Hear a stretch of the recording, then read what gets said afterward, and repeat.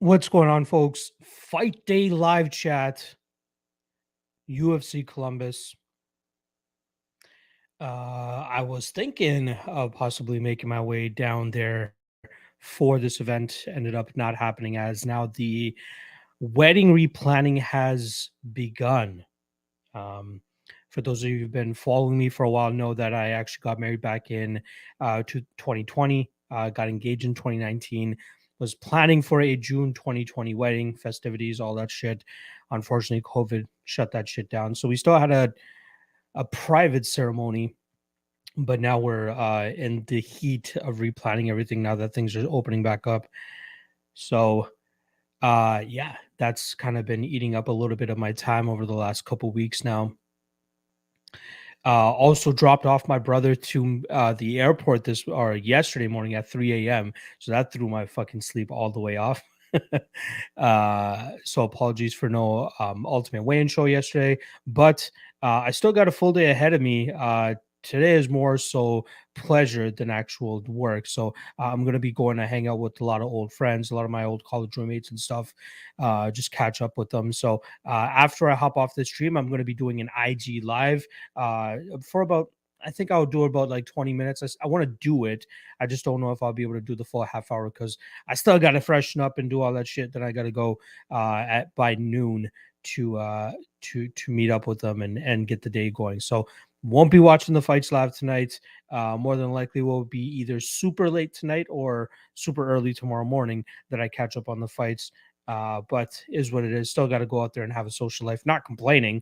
I'm very much looking forward to tonight and hanging out with my friends and stuff. But they're not really, keen into watching the fights. Nor am I gonna force them to put them on. So I'd rather just completely disconnect from social media, get off the grid, enjoy my time, and then catch up with the fights afterwards. So yeah, that's what my weekend's gonna be like. Still made sure to drop the main content that I needed to.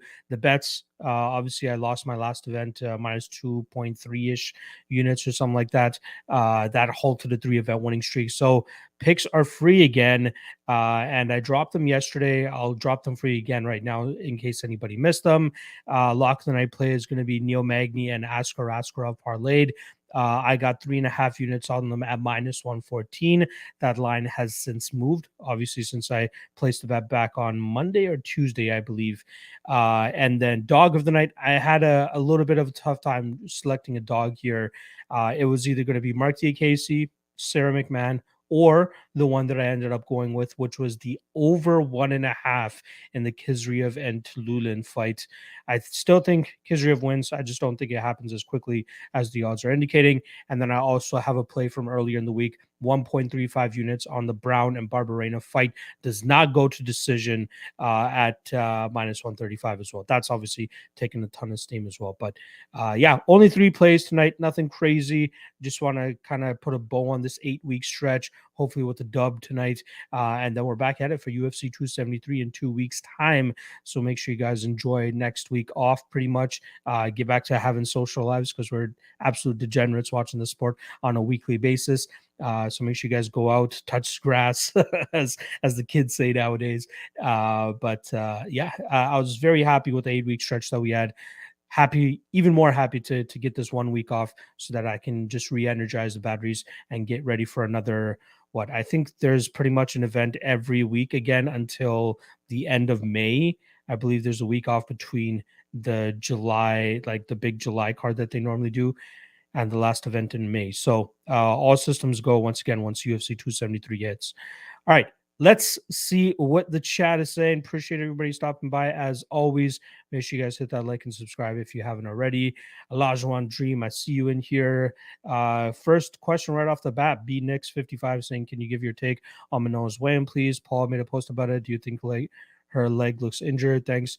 It looks interesting, but to me, I think if it was serious enough, she probably would have pulled out, especially with having such a big, challenge in front of her or actually not a challenge. She's a minus 400 favorite here, but having a big spot for her in the sense that she's fighting a ranked opponent, and if she gets a win here, it vaults her into that top 5 essentially. If she had a serious injury, I don't think she would be fighting. But even if she is a little bit compromised, I don't know how much it will truly affect her here, especially against a girl like Jennifer Maia, who, again, in my opinion, I don't think is that great. So if you're already tied to bets with Fiorot, I'd say let him ride. If you're looking to still make a bet on Fiorot, at minus 400, how much value is she actually adding to any of your parlays at this point in time? And if you have that question mark about her injury, then just don't even bother putting it in. That's all. SKD in the chat. What's cracking, brother? Saying underrated card. Borshev, Magny, Nicolau, Dvorak could be bangers. Yeah, all great fights. Askarov, Car France, Brown, Barbarena. There's a ton of great fights on this card. Very much looking forward to it. Shout out to my guys at the Chronic Combat Conversations. I hopped on their podcast this week as well. So if you guys haven't had a chance, make sure you guys go check it out. A ton of fun and conversations with those mofos. Shout out to my guy Bout Better in the chat as well. Lajuan Dream saying we have wedding socials in Manitoba. They're super fun. There you go. James Valdala saying, yo, what's up, brother? I got a lot on Slava Claus at minus 190. Very surprised with the line movement, but would be lying if I said I wasn't a little nervous. Again, I thought at plus 170, plus 160, there's a ton of value on the veteran and Mark Diakese. I think it's more so the line just kind of correcting itself now. I think you're getting Slava Claus around minus 140, which I think is a little bit more accurate of where the line should be, considering everything that's going into the fight, hype included on Slava Claus. My pick is Diakese, but since I'm not betting it, that should let you know how confident I am on that spot. Bob Better saying Joey Days, Columbus, us ghetto as hell. Okay. Enjoy your friends, exactly. Gordon Momon, appreciate you stopping by, my guy. Jared Curry, let's rock. Can't say I'm not nervous about almost all of my bets, but I hope they pull through. Yes, sir. Because if you have a losing event tonight, you have a full week to bask in your sorrow before we're able to get it back at UFC 273. Let's see how it goes. Keenan Omer Basic in the chat. Appreciate you stopping by, my guy. Saying I got a busy weekend with the family. Haven't taken an in-depth look at the card. Do you have a quick lotto parlay for me? I'll just quickly throw one together. Again, quick. Dvorak, Batgaril, Magny,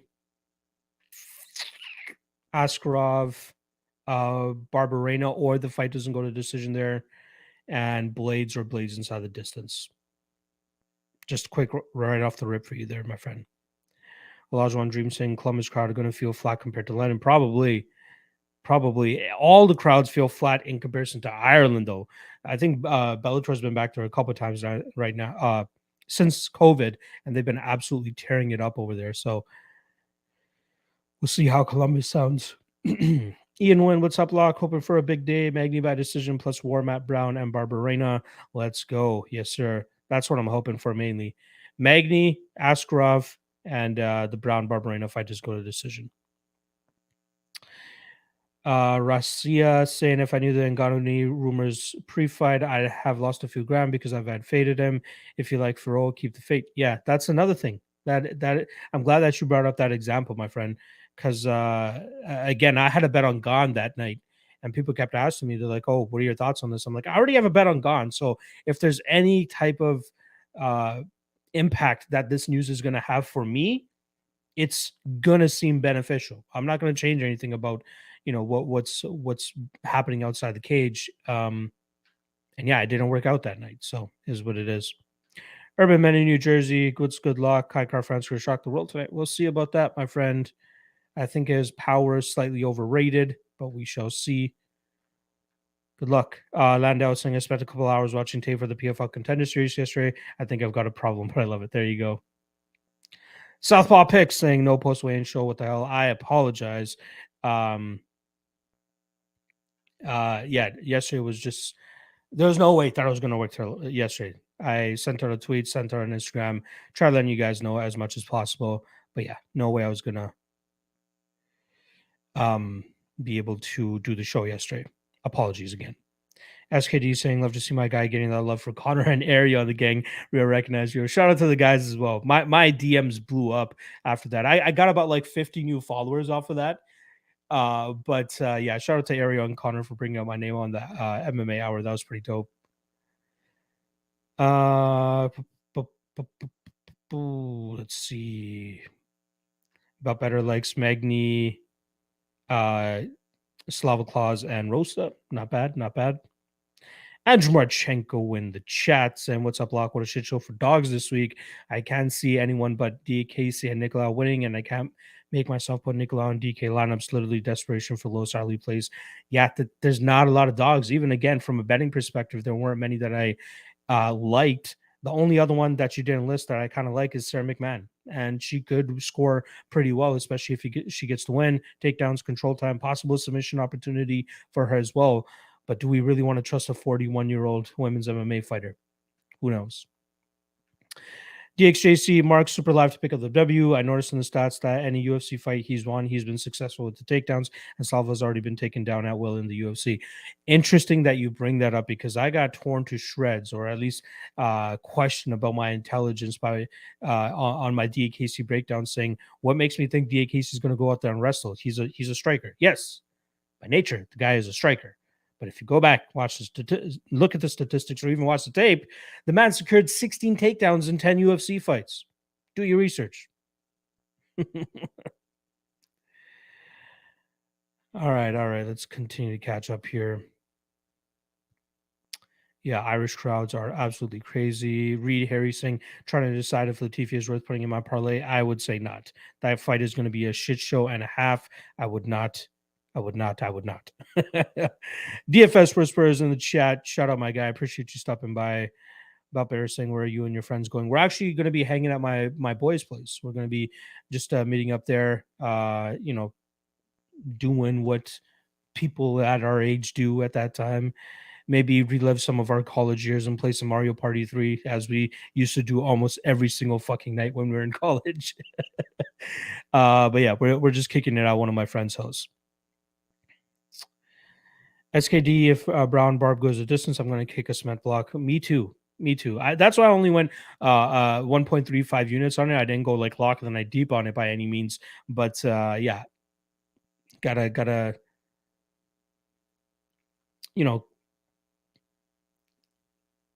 gotta size it properly. That's all. Rita Henry saying, thoughts on Alexei weighing in 20 pounds heavier than normal, good or bad? Did he weigh 20 pounds heavier than normal? Is that right? Surprised I didn't notice that after watching the weigh-ins. Let me just see here.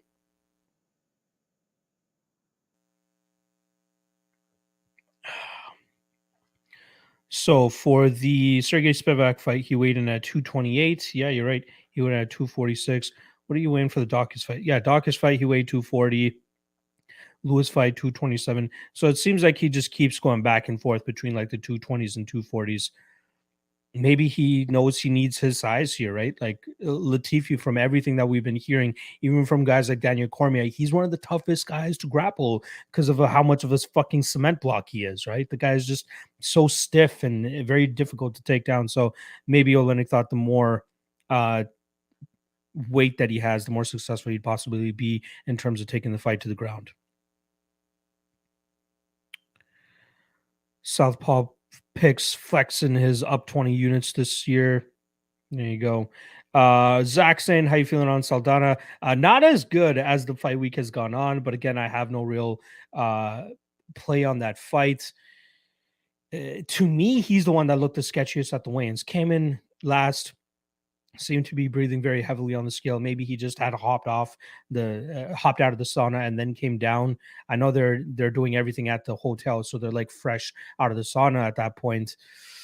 Yeah, I don't know. A ton of line movement coming in against him as well too. So very interesting. Not sure. JSJ saying, bro, hear me out. Maya has poor fighting IQ, but Firo loves shooting takedowns and will be playing with fire. I'd be surprised if she goes. Actually, she did go for takedowns against Mara Bueno Silva. But again, it doesn't seem like Firo is Joanne Wood type of top control where she leaves herself open for arm bars. I think Firo is going to be much stronger. Maybe she'll be able to be safe in those positions. If you like that narrative, take Maya by sub. What's that line sitting at? Let's see. Jennifer Maya via sub is currently sitting at plus 850, plus 1200, depending on what book you have. So there you go. Sean V saying the Tiffy is losing. Could absolutely happen. I want nothing to do with that fight, even though he is my prediction. Jack saying Rosa round 3 and Olenek round 3 parlay for me. Dead cert. Could be. It could happen. Could happen. David Bonilla, who was I did Casey grapple most of the fight. I don't think I completely understand that. Again, just look at his stats. The guy's been grappling. It's not just that he's a striker. PSSA saying, did you go to Miami Steakhouse last night? Of course not. Josh Shergy on the chat. Appreciate you stopping by, my friend. Better saying Mario Party sounds awesome. It's a great way for us to tap into the nostalgia and the good old days when things weren't as hard with being an adult and shit. JSJ is saying grass inside the distance plus 600. Jojo durability is failing her, and even if she goes for sloppy takedowns, Alexa has a nasty armbar. Grass was not really a finisher, though, right? Sure, maybe she's catching Jojo at the correct time, and maybe she could get the inside the distance there, but she's not notoriously known as a grappler. And I'd be surprised if Jojo actually goes for grappling in this fight, as it's really kind of stung her in the ass whenever she's tried to do it in recent fights. If Jojo just sticks to her output and volume and just tries to go out there and just throw strikes and try to get her on volume, I think that's her best path. Let's see if she actually goes out there and tries to implement something like that. But I don't know. I'm not a big fan of that Grasso inside the distance personally. If you see the angle, go for it. Don't let me talk you off of it. We'll see. Justin Villegas saying nothing beats getting some beers to joints and playing N64, WCW versus Nitro, or WWE, still WWF No Mercy with the boys. Yeah, we used to do that a lot. Mario Party and Mario Kart were more of our games, though. That's for sure. Jazz saying doesn't seem like the best of card in terms of betting, but there's a few gems. Dvorak KO, DKC inside the distance. I like those angles. Southpaw saying Jojo gets snapped back in all these recent bouts. Reach watching here versus Maya. Her hand was dancing on her shoulders. Okay, cool. Rewatching her versus Maya. Her hand was dancing around her shoulders. Yeah, and she's the one that went for the takedown in that fight, if I'm not mistaken, and then got armbarred. Not a good look. Frag saying KKF being this much of an underdog is insane. I'm glad that you brought that up because there's a couple of people that I'm seeing that are saying, oh, Max Griffin has a plus 240 underdog now to Neil Magny is crazy, or Neil Magny at minus 300 is crazy. I think people fail to take into consideration that there is always late line movement. There's those FOMO folks out there that say, oh, these lines are already steamed. Let me just throw them into parlays, and those lines are going to continue to get more steamed. Now, I get it. We're playing numbers at the end of the day, right? So if you like the number that you're now getting on KKF or that you're getting on Max Griffin, all praise to you. But if you really thought before that they really weren't going to win, don't let the late movement really sway you too much off of it, or make you, bet a losing bet essentially.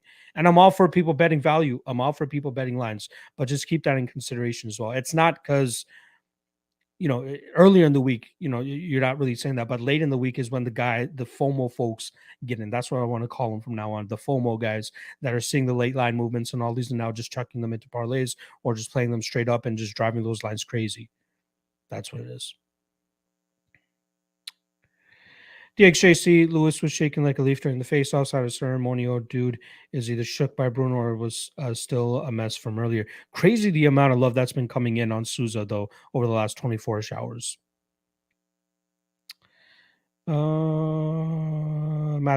Martin saying, did you spot anything at the weigh-ins? Again, the only one that really looked sketchy to me was Saldana. That's really about it.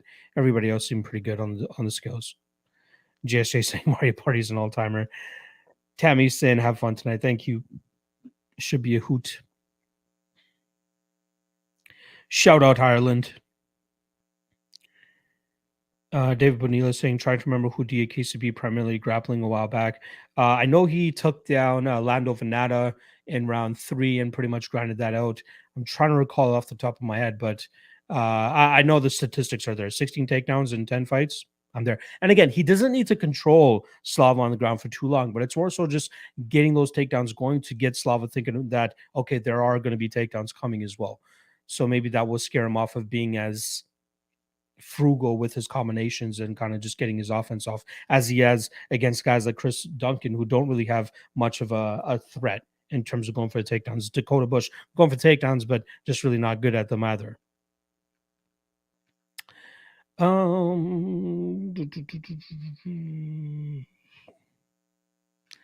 Southpaw Picks saying, "Lock bless me with some Brampton's good eats.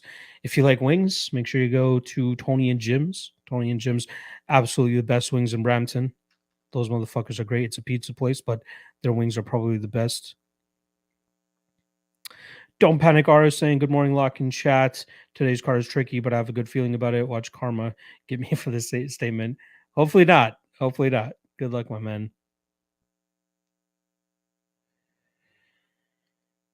Kairos in the chat saying DKC might get that upset, y'all. He is live for it, my friend. He is definitely live for it. There is some hype on Slava Claus. Maybe warranted, maybe not. We'll find out today after his toughest test to date. Josh Rigo saying Askarov is lock. I also think he gets a sub rather easily. Yeah. Plus 300 on the sub prop. Not too bad. Not too bad.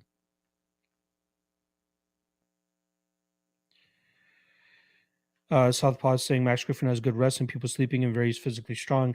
I think you need solid jiu-jitsu to be able to control a guy like Magny on the ground. From what I've been seeing, Griffin doesn't really have the craziest top pressure. He does seem to fade, especially when he starts to grapple. And Neil Magny has an endless gas tank. I'd be surprised if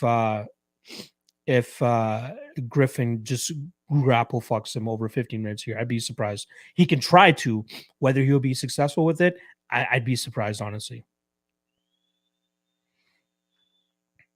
Ganu saying, is Borshev a lock? I don't think he's a lock. I'm picking DKC, but I'm not betting him either. So let's see.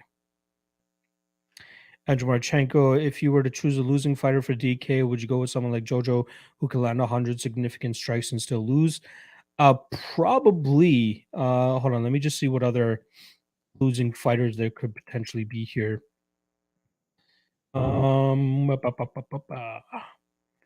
Again, I'm picking McMahon to win, but the consensus seems to be that she's going to lose. She's going to land takedowns. She's going to get control time. So that might be good too.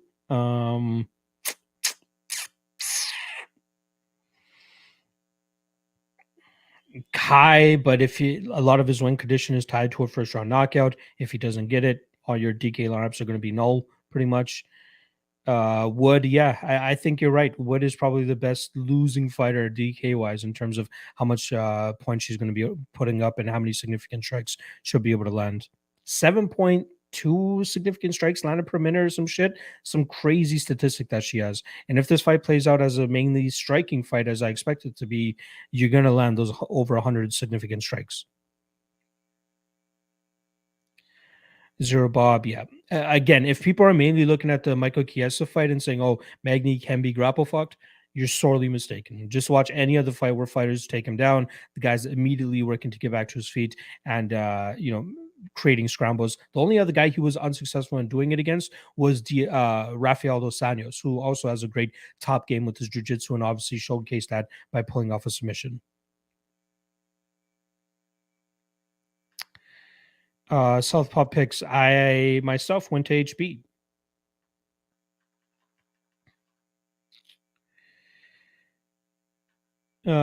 Captain, my super pick of the day is David Dvorak. I'm a big fan of the price tag. Look good at -138. I like Dvorak as well. I'll say this though.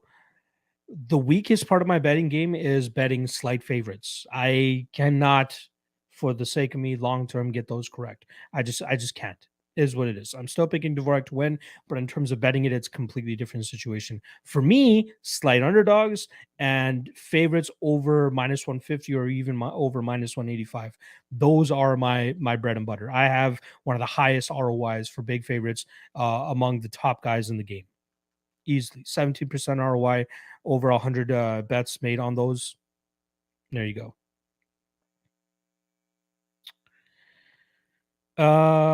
David Bonilla saying, any thoughts on how Daukaus could possibly win? For me, it's more so a knockout. I mean, I think that's really it. I know he has a black belt in jiu-jitsu, but it's going to be very tough to deal with when he has a big dude like Curtis Blaydes on top of him, especially how good Blaydes is in terms of establishing that top position as well. I'd be surprised if he pulls off a reversal or he gets a submission off of his back. I think it's going to have to be via knockout. Landau saying, is Grasso being overrated based on a win against Barber, who's been somewhat exposed as a hype job? Plus 200 seems like value on JoJo. I think it's more so kind of, again, it's an intersection of trajectories here, right? You got Grasso all the way up, obviously on a very good winning streak now as well. And she had a very close fight against Carla Esparza as well. I think that was a split decision loss. And then JoJo, she's been losing her last couple of fights, not to mention being finished in her last fight. So I think that has to do a lot to do with the line here. But again, yeah, I think there could be some value on JoJo here. I'm just not ballsy enough to go out there and bet it. That's why I'm not throwing Grasso into parlays or betting much on her, because this fight could play out very, very close. And if it does go into the scorecards, I'd rather be holding that plus 200 rather than a minus 230. Sean V talking about Daukaus just being too small for these guys. That does remind me. I want to see his last couple weigh-ins here compared to the one that he just had yesterday, because he came in at 240-ish yesterday. I swear he's been in the 220s or 230s over his last couple fights. Let's see. Nascimento fight, he was 227. Alexei Oleinik fight, 234. Shabdil Abdul-Rahimov fight, 231.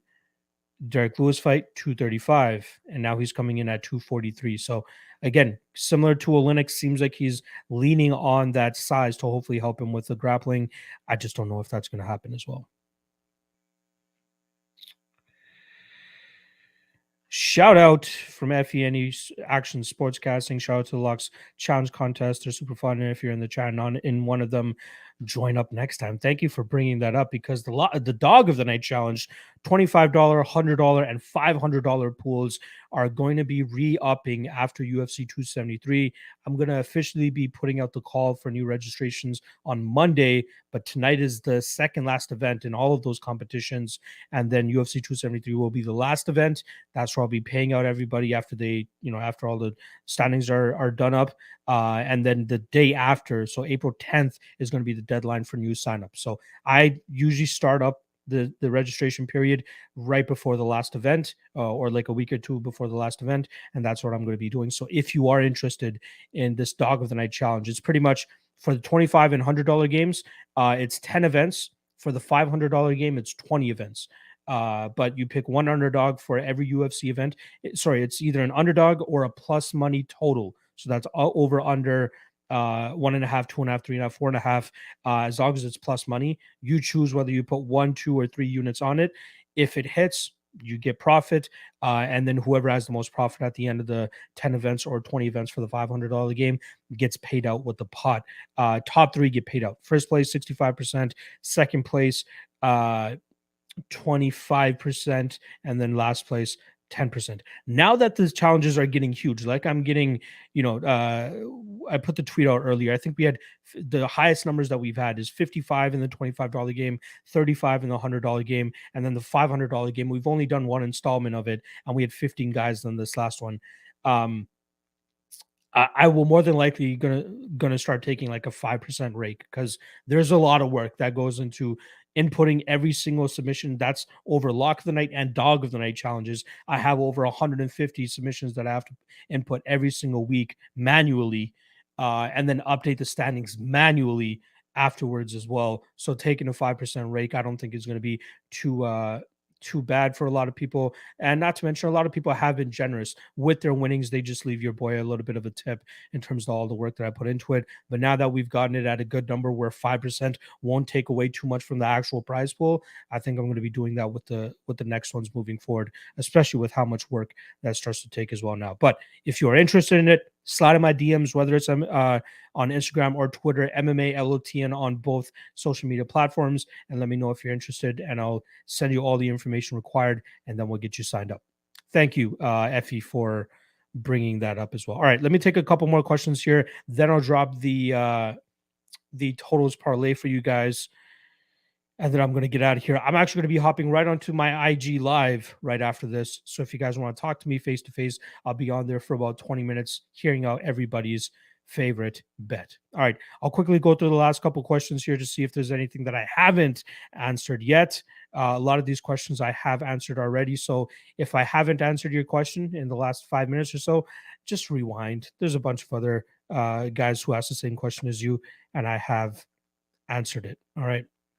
Uh, bu- bu- bu- bu- bu- bu- Ryan Masterson saying a lot of potential pie shitters. Which underdog you think most likely gets it done? The two that I've picked pretty much to win tonight are Mark T. Casey and Sarah McMahon. Um, Cairo saying, can you explain the rules to this event? I think I just did. I hope that helps. Ooh, Buffo on the beat with a great question. One of the coaches going to be back on for another episode. They're only doing pay-per-view episodes, so they'll be back for UFC 273, and I can't wait for that edition because we have two coaches that are going to be giving their predictions for the main event and co-main event that are actually tied to the main event and co-main event. Eric Nixick, I believe he's still trading with Aljamain Sterling. He'll be able to give his take on Sterling in that spot. And then Santino DeFranco, who's been working with Korean Zombie, will be able to give his take on that fight as well. So make sure you guys tune in for the coach's main event marathon, which will come out Tuesday of UFC 273 fight week. Can't wait for that. And then obviously Mark Montoya will be the third coach, giving his perspective on the top three fights there. All right. FRX base saying, am I missing something here? How come Car France is such an underdog? He seems way faster and has good takedown defense.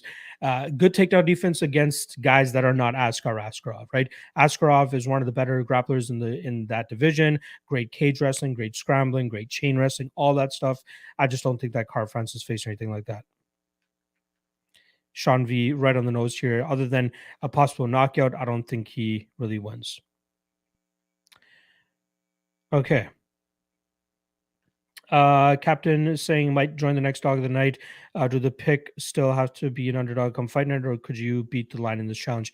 So you're only allowed to submit your pick for the next event once the previous event finishes. So, for example, tonight, after this event wraps up, after Daukaus and Blaydes is done, then you can start submitting for UFC 273. I know there's like a 2-week gap there, but it works the same with a week gap. So when this last event, when Aspinall and Volkov finished, then it was open for people to start betting on this one. So you might not be able to get opening lines, right? Because sometimes lines are starting to drop like 2 weeks in advance now. So lines will probably have settled by then. But yeah, even if there's major line movement during fight week and the fighter that you selected as your underdog is a favorite by fight time, it still sticks. I have everything time stamped in terms of how you guys submit and how I'm able to check the odds. So I'll be able to verify whether you actually got him at underdog odds at the correct time.